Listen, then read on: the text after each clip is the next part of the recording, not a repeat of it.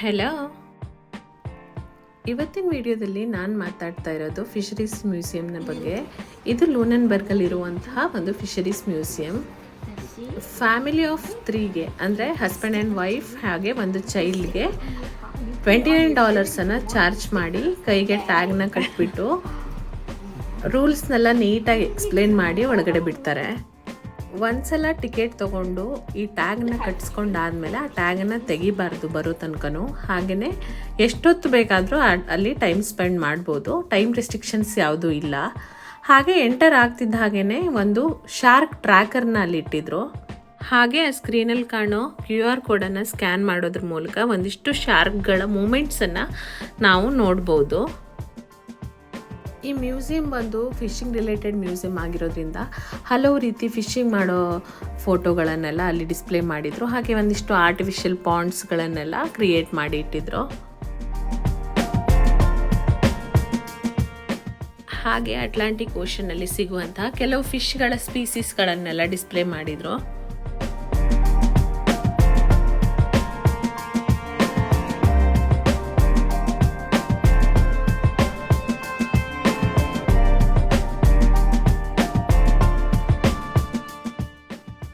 ಇದು ಲಾಬ್ಸ್ಟರ್ಸ್ನ ಕ್ಯಾಚ್ ಮಾಡೋದಕ್ಕೆ ಬಳಸಿದ್ದ ಟೂಲ್ಗಳು.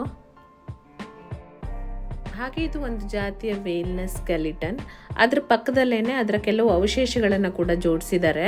ಅದರ ಬ್ರೈನ್ ಕ್ಯಾವಿಟಿ, ಕೆಲವು ಶೆಲ್ಸ್ಗಳು, ಅದರ ಮುಳ್ಳುಗಳು, ಅದರ ಎಗ್ಗು, ಹಾಗೆ ಅದಕ್ಕೆ ಸಂಬಂಧಪಟ್ಟಿರುವಂತಹ ಒಂದಿಷ್ಟು ಅವಶೇಷಗಳನ್ನ ಕೂಡ ಅದ್ರ ಜೊತೆಗೆ ಜೋಡಿಸಿದ್ದಾರೆ. ಹಾಗೆ ಅಲ್ಲಿ ಇಲ್ಲಿ ಈ ಥರ ಫಂಕಿ ಫಿಶಸ್ಗಳನ್ನು ಇಟ್ಟಿದ್ರು. ಮಕ್ಕಳಿಗೆ ಇದರಿಂದ ತುಂಬ ಹೆಲ್ಪ್ ಆಗ್ತಾ ಇತ್ತು. ಹಾಗೆ ಆ ಕಾಲದಲ್ಲಿ ಹಡಗಿನಲ್ಲಿ ಬಳಸ್ತಾ ಇದ್ದಂತಹ ಒಂದು ಲೈಫ್ ಸೇವಿಯರ್ ಇದು. ಒಂದು ಹಗ್ಗ, ಒಂದು ಹೆಲ್ಮೆಟ್ ಥರ ಇದೆ. ಯಾರಿಗಾದರೂ ಏನಾದರೂ ಪ್ರಾಬ್ಲಮ್ ಆದಾಗ, ಬಿದ್ದಾಗ ಆ ಥರ ಲೈಫ್ ಸೇವಿಯರ್ ಆಗಿ ಇದನ್ನು ಯೂಸ್ ಮಾಡ್ಕೋತಾ ಇದ್ರು. ಹಾಗೆ ಇಲ್ಲಿ ಕಾಣ್ತಾ ಇರೋದು ಅಟ್ಲಾಂಟಿಕ್ ಓಷನಲ್ಲಿ ಸಿಗುವಂತಹ ಕೆಲವು ಫಿಶ್ಗಳ ಸ್ಪೀಸೀಸ್ಗಳು. ಈ ಪರ್ಟಿಕ್ಯುಲರ್ ಫಿಶನ್ನು ಮ್ಯಾಕ್ರಲ್ ಅಂತ ಕರೀತಾರೆ. ನನಗೆ ಗೊತ್ತಿರುವಂತಹ ಫಿಶ್ ಅಂದರೆ ಇದೊಂದೇ ಇದರಲ್ಲಿ. ಹಾಗೆ ತುಂಬ ಥರದ ಫಿಶ್ಗಳನ್ನ ಈ ಥರ ಗೊಂಬೆಗಳ ರೂಪದಲ್ಲಿ ಮಾಡಿ ಜೋಡಿಸಿದ್ದಾರೆ. ಇಲ್ಲಿ ಕಾಣ್ತಾ ಇರುವಂಥದ್ದು ಅಟ್ಲಾಂಟಿಕ್ ಓಷನಲ್ಲಿ ಸಿಗುವಂತಹ ಹಲವು ಜಾತಿಯ ಶೆಲ್ಸ್ಗಳು. ಅದ್ರ ಜೊತೆಗೇ ಕೆಲವು ಶಂಖಗಳನ್ನು, ಹಾಗೆ ಶ್ರಿಂಪ್ಗಳನ್ನು, ಸ್ಟಾರ್ ಫಿಶ್ಗಳನ್ನು ಇಲ್ಲಿ ಜೋಡಿಸಿದ್ದಾರೆ.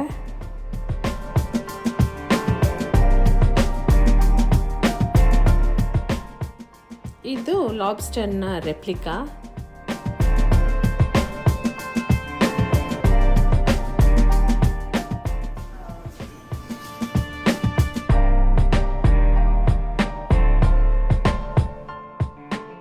ಇದು ಶಾರ್ಕ್ನ ಬ್ರೈನ್ ಕ್ಯಾವಿಟಿ, ಹಾಗೆ ಇದು ಬ್ರೈನ್ನ ರೆಪ್ಲಿಕಾ. ಹಾಗೆ ಇಲ್ಲಿ ಕಾಣ್ತಾ ಇರೋದು ಬುಲ್ ಶಾರ್ಕ್ನ ಜಾ ಲೈನ್ ಇದು. ಹಾಗೆ ಇದು ಬ್ಲೂ ಶಾರ್ಕ್ನ ಜಾ ಲೈನ್. ಹಾಗೆ ಇವೆಲ್ಲನೂ ಬ್ಲೂ ನೋಸ್ ಶಿಪ್ಪಲ್ಲಿ ಬಳಸ್ತಾ ಇದ್ದಂತಹ ಕೆಲವೊಂದು ಟೂಲ್ಸ್ಗಳು. ಹಾಗೆ ಇಲ್ಲಿ ಕಾಣ್ತಾ ಇರೋದು ಸ್ವೀಟ್ ಗ್ರಾಸ್ ಅಂತ. ಇದು ಒಂದು ಮೆಡಿಸಿನಲ್ ಪ್ಲಾಂಟ್ ಆಗಿ ಕೂಡ ಯೂಸ್ ಮಾಡ್ತಾರೆ. ಅದರ ಪಕ್ಕದಲ್ಲಿರುವಂಥದ್ದು ಟೊಬ್ಯಾಕೊ. 1921 ಟೈಮಲ್ಲಿ ಬಳಸ್ತಾ ಇದ್ದಂತಹ ದೋಣಿ ಇದು. ಹಾಗೆಯೇ ಇದು ಫಿಶ್ ಕ್ಯಾಚರು. ಇದು ಆ ಕಾಲದ ನೈಫ್ಗಳು. ಫೈನಲಾಗಿ ಈ ಜಾಗದ ಸೆಂಟರ್ ಆಫ್ ಅಟ್ರಾಕ್ಷನ್ ಇದು ಬ್ಲೂ ನೋಸ್ 2.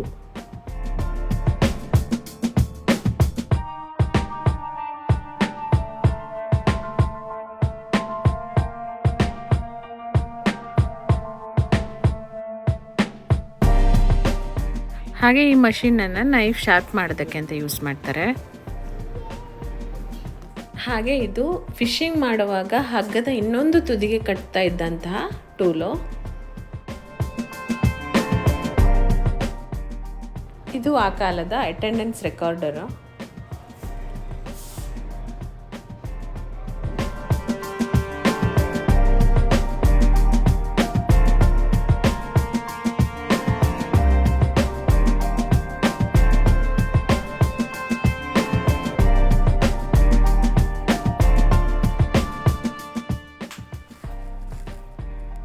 ಹಾಗೆ ಇಲ್ಲಿ ಮೇಲೆ ಕಾಣ್ತಿರೋದು ಮೆರೂನ್ ಕಲರಲ್ಲಿ ಕಾಣ್ತಾ ಇರೋದು ಆ ಕಾಲದಲ್ಲಿ ಬಳಸ್ತಿದ್ದಂತಹ ಕ್ಯಾಶ್ ಬಾಕ್ಸ್ಗಳು. ಹಾಗೆ ಇದು ಆ ಕಾಲದಲ್ಲಿ ಮೀನು ಹಿಡಿಯೋಕ್ಕೆ ಅಂತ ಬಳಸ್ತಾ ಇದ್ದಂತಹ ಕೆಲವು ಉಪಕರಣಗಳು. ಇದು ಲಾಬ್ಸ್ಟರ್ ಕ್ಯಾಚರು. ಹಾಗೆ ಮೀನು ಹಿಡಿಯುವಾಗ ಬಲೆಗಳನ್ನು ಹೆಣಿತಿದ್ದಂತಹ ರೀತಿ ಇದು.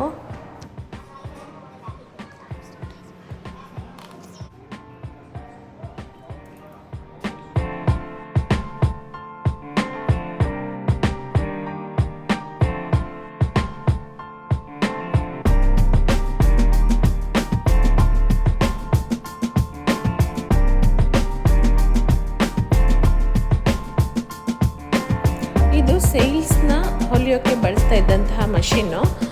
ನಾವೀಗ ಏನು ಸಿಂಗರ್ಸ್ ಮಷೀನನ್ನು ಯೂಸ್ ಮಾಡ್ತೀವಲ್ವ, ಅದು ಆವಾಗಲೇ ಹುಟ್ಕೊಂಡಿರುವಂಥದ್ದು. ಈ ಸೇಲ್ಸ್ ಅಂದರೆ ಈ ಬ್ಲೂ ನೋಸ್ ಶಿಪ್ಗೆ ಒಂದು ವೈಟ್ ಕಲರ್ ಬಟ್ಟೆ ಥರ ಮೇಲ್ಗಡೆ ಕಟ್ಟಿರ್ತಾರಲ್ಲ, ಅದನ್ನು ಸೇಲ್ಸ್ ಅಂತ ಕರೀತಾರೆ.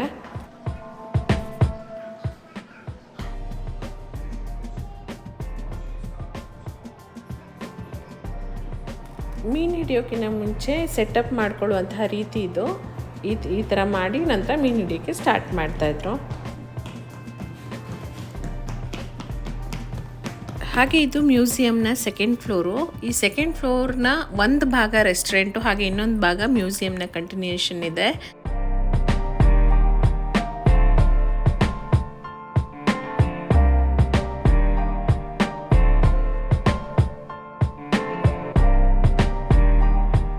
ಸೆಕೆಂಡ್ ಫ್ಲೋರಲ್ಲಿ ಫಿಶಿಂಗಿಗೆ ಅಂತ ಹೋದ ಜನ ಬಳಸ್ತಾ ಇದ್ದ ಕೆಲವೊಂದು ವಸ್ತುಗಳನ್ನು ನೀಟಾಗಿ ಜೋಡಿಸಿದ್ದಾರೆ. ಫಿಶಿಂಗ್ ಮಾಡೋ ಸಂದರ್ಭದಲ್ಲಿ ಅವ್ರು ಯೂಸ್ ಮಾಡ್ತಿರುವಂತಹ ಕೆಲವು ಬಟ್ಟೆಗಳು, ಕ್ಲಾತ್ ಬ್ಯಾಗ್ಗಳು, ಅವ್ರು ಯೂಸ್ ಮಾಡ್ತಿರುವಂತಹ ಪ್ಲೇಟ್ಗಳನ್ನೆಲ್ಲ ಇಲ್ಲಿ ನೀಟಾಗಿ ಜೋಡಿಸಿದ್ದಾರೆ. ಹಾಗೆ ಇದೊಂದು ರೂಮ್ ಬಂದು ಬ್ಲೂ ನೋಸ್ನಲ್ಲಿ ವರ್ಕ್ ಮಾಡಿರುವಂತಹ ಎಲ್ಲ ಎಂಪ್ಲಾಯೀಸ್ ನೇಮ್ಗಳನ್ನು ಡಿಸ್ಪ್ಲೇ ಮಾಡಿದ್ದಾರೆ. ಇಲ್ಲಿ ಕೂತು ಅದನ್ನು ಓದಿ ಅವ್ರ ಬಗ್ಗೆ ಇರುವ ಕಥೆಗಳನ್ನ ಓದಿ ಬರ್ಬೋದು. ಕೆಲವು ಬುಕ್ಸ್ಗಳನ್ನೂ ಕೂಡ ಅಲ್ಲಿ ಜೋಡಿಸಿದ್ದಾರೆ.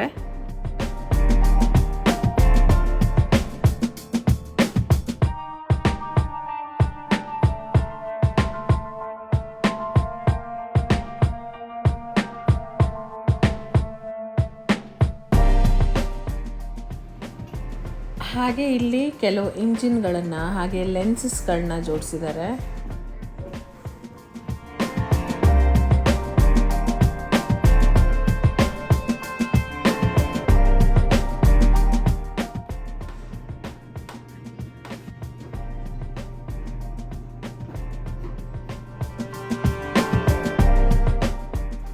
ರಕ್ಷಣೆಗೆ ಬಳಸ್ಕೊಳ್ತಿದ್ದಂತಹ ಕೆಲವು ಬಂದೂಕುಗಳು, ಹಾಗೆ ಕೆಲವು ಬಟ್ಟೆಗಳು, ಕೆಲವು ಲೈಫ್ ಜಾಕೆಟ್ಗಳು, ಅವುಗಳನ್ನೆಲ್ಲ ಇಲ್ಲಿ ಜೋಡಿಸಿದ್ದಾರೆ.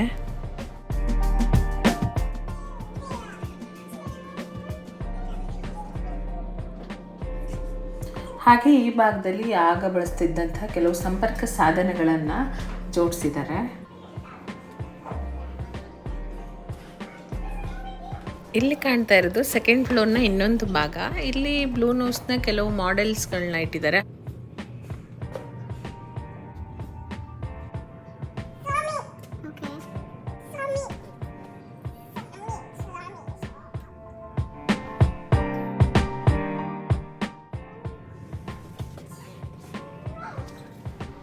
ಇಲ್ಲಿ ಕಾಣ್ತಾ ಇರೋದು ಅವ್ರು ಬಳಸ್ತಾ ಇದ್ದ ಕೆಲವು ಬೈನಾಕ್ಯುಲರ್ಗಳು, ಹಾಗೆ ಗೆದ್ದಿರುವಂಥ ಕೆಲವು ಕಪ್ಗಳು, ಒಂದಿಷ್ಟು ಲೆದರ್ ಬ್ಯಾಗ್ಸ್ಗಳು, ಸ್ಪೀಡೋಮೀಟರ್ಗಳು, ಹಾಗೆಯೇ ಎಂಪ್ಲಾಯೀಸ್ ಮಾಡಿರುವಂತಹ ಕೆಲವು ಪೇಂಟಿಂಗ್ಸ್ಗಳು, ಒಂದಿಷ್ಟು ಫ್ಲ್ಯಾಗ್ಗಳನ್ನ ಜೋಡಿಸಿದ್ದಾರೆ. ಇದು ಬ್ಲೂ ನೋಸ್ ಗೆದ್ದಿರುವಂತಹ ಕಪ್ಪಿದು.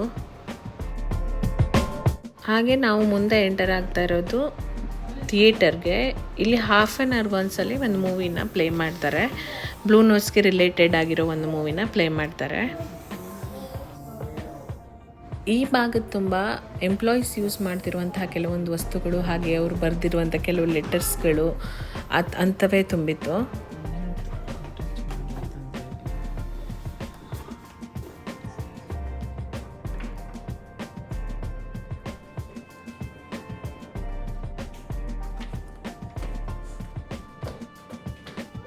ಹಾಗೆ ಇಲ್ಲಿ ಕಾಣ್ತಾ ಇರೋದು ಬ್ಲೂ ನೋಸ್ನ ಸೇಲ್. ಇದು ಬ್ಲೂ ನೋಸ್ 1 ಅವನತಿ ಆಯ್ತಲ್ವ, ಅದರ ಸೇಲು.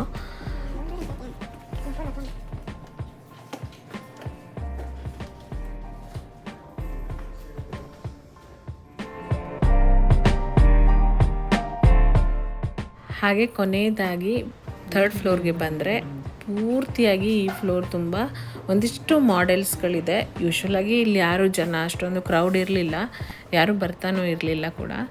ಒಂದಿಷ್ಟು ಮಾಡೆಲ್ಸ್ಗಳು, ಒಂದಿಷ್ಟು ಹಡಗಿನ ಮಾಡೆಲ್ಸ್ಗಳನ್ನ ಮಾತ್ರ ಇಟ್ಟಿದ್ದಾರೆ ಇಲ್ಲಿ.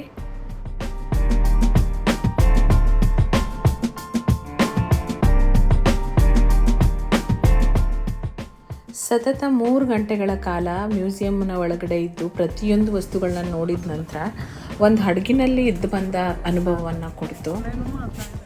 ಡೀಟೇಲ್ ಆಗಿ ಮ್ಯೂಸಿಯಮನ್ನು ನೋಡಿದ ಖುಷಿಯಲ್ಲಿ ಮುಂದೆ ನಾವು ಹೊರಟಿದ್ದು ಸೇಂಟ್ ಜಾನ್ಸ್ ಆಂಗ್ಲಿಷಿಯನ್ ಚರ್ಚ್ಗೆ. ಅದ್ರ ಬಗ್ಗೆ ನನಗೆ ಗೊತ್ತಿರೋ ಮಾಹಿತಿನ ಮುಂದಿನ ವಿಡಿಯೋದಲ್ಲಿ ಅಪ್ಲೋಡ್ ಮಾಡ್ತೀನಿ. Thanks for watching.